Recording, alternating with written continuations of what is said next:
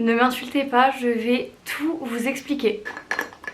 Déjà dans un premier temps j'espère que vous allez bien et c'est plus que sincère parce que ça fait des années que je ne vous ai pas parlé, sauf pour certaines que j'ai déjà retrouvées sur TikTok. Aujourd'hui je fais cette vidéo pour vous expliquer mon absence sur YouTube, pourquoi j'ai disparu du jour au lendemain sans prévenir personne. On fait finalement un petit point après 3 ans d'absence, 3 ou 4 ans, ça fait longtemps que je suis plus sur YouTube.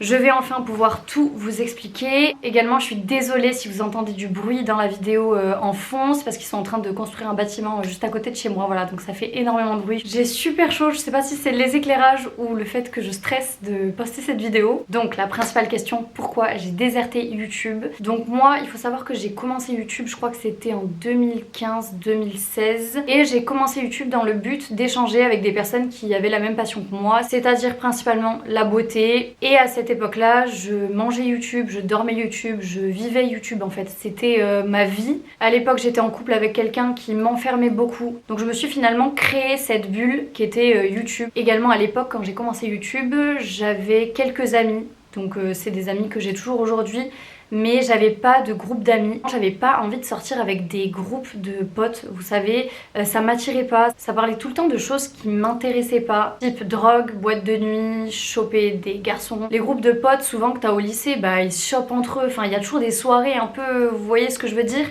Et moi ça a jamais été mon délire, je suis pas du tout en train de les critiquer, hein. Ils faisaient bien ce qu'ils voulaient ces gens-là, mais c'était pas le temps de divertissement dans lequel moi je me retrouvais. Je kiffais consommer du contenu beauté, voilà, je kiffais tout cet univers-là finalement qui est virtuel. Bref, c'est une passion et si vous la partagez, vous comprenez ce que je suis en train de dire.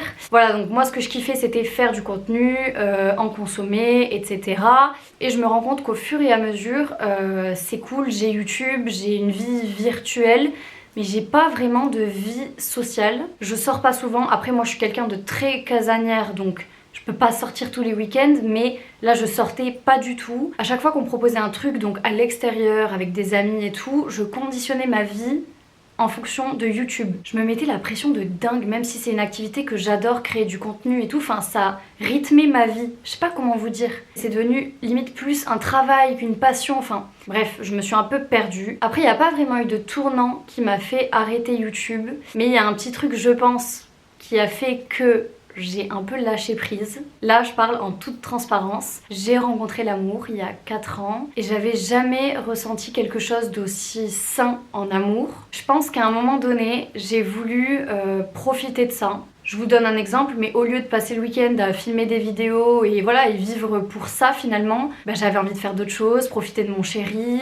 profiter d'une vie finalement un peu normale. Je sais pas comment vous l'expliquer parce qu'il faut vraiment le vivre pour le comprendre. J'avais envie de profiter pleinement de tous les moments de la vie finalement. Et attention, je mets pas du tout la faute sur mon chéri parce que lui, que je fasse des vidéos ou pas, je vous dis, il en a rien à secouer. Du coup ça je pense que c'est la première chose qui m'a fait diminuer YouTube. Ensuite de ça, je sais pas si je vous l'avais dit, mais après mon BTS esthétique, je suis partie en bachelor communication et j'ai commencé ce qu'on appelle l'alternance. L'alternance, t'as des semaines en cours et des semaines en entreprise, donc j'ai commencé à travailler et j'avais jamais eu ce rythme-là qui me changeait totalement de ma simple vie étudiante et à côté, t'es libre quoi.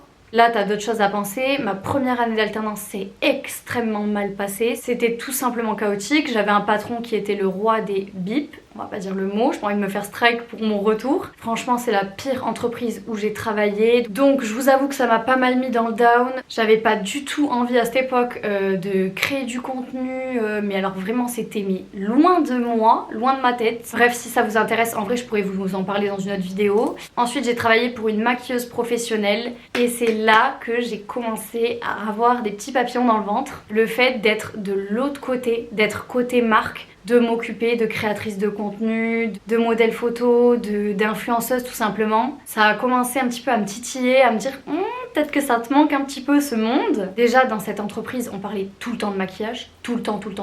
En plus de ça j'étais chargée de com, donc je faisais du montage vidéo toute la journée, je postais sur les réseaux et tout pour la marque. Je me disais putain ça me manque un peu, tu vois ce que je veux dire? Même à côté de ça, même si j'ai arrêté d'être créatrice de contenu, j'ai jamais arrêté de consommer ce contenu là. Ça veut dire que je l'ai toujours consommé, que ce soit sur YouTube, sur TikTok, etc. Et un beau jour, j'ai décidé de rallumer ma caméra qui était au fond de mon tiroir pleine de poussière. Et je me suis dit, après des mois de réflexion, vas-y, allume ta caméra, filme un petit tuto make-up et poste. Et on verra, tu vois. Ah oui, j'ai pas précisé que je voulais me lancer sur la plateforme TikTok parce que j'en entendais parler de tous les côtés, je consommais énormément de contenu sur TikTok, donc je me suis dit vas-y, lance-toi. T'aimes parler avec des gens de beauté, donc vas-y, lance-toi, réfléchis pas. Bon, même si j'ai quand même beaucoup réfléchi avant de poster ma vidéo, donc ça c'était l'été dernier.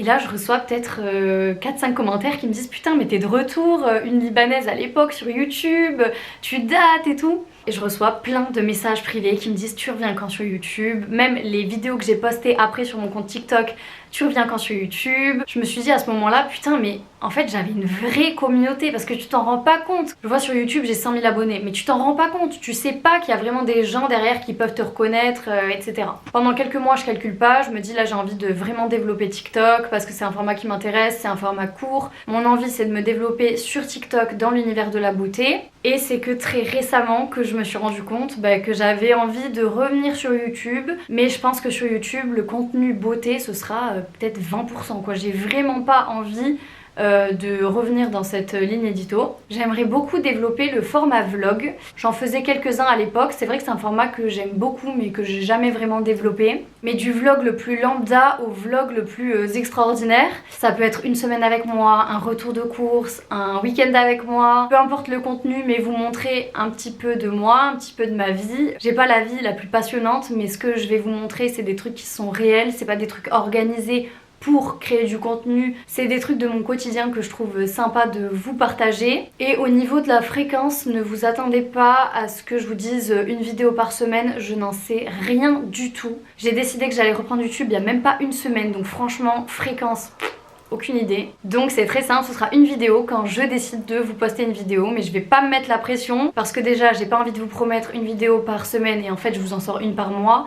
Et en plus de ça, j'ai pas envie de me mettre la pression, j'ai pas envie de me dégoûter, j'ai vraiment envie que ce soit que du kiff. Je reviens pas pour l'argent, je sais même pas encore si ma chaîne elle est monétisée et j'en ai rien à foutre. Je reviens pas pour les collabs parce que j'en ai déjà sur mon compte TikTok et donc voilà, aucun intérêt de revenir sur YouTube pour ça. Je reviens déjà sur YouTube pour vous donner des nouvelles, pour vous montrer que je suis pas morte. Je reviens sur YouTube dans l'unique but de kiffer, de vous partager des trucs de ma vie, mais finalement avec zéro prise de tête. Je pense qu'il est nécessaire de faire une petite FAQ quand même pour mon retour parce que vous devez vous poser quand même plein de questions en plus de ce que je vous ai dit. Je pense mettre une petite story boîte à questions sur Instagram, donc n'hésitez pas à me suivre. Et voilà, j'ai hâte de vous lire dans les commentaires. Et je sais que vous êtes hyper bienveillants et que vous allez comprendre tous mes propos dans cette vidéo. En tout cas pour le contenu beauté, n'hésitez pas à me suivre sur TikTok parce que c'est là-bas que ça se passe. Je suis quand même pas mal active. Je vous fais plein de bisous, ça me fait très plaisir de faire cette vidéo et je vous dis à très vite.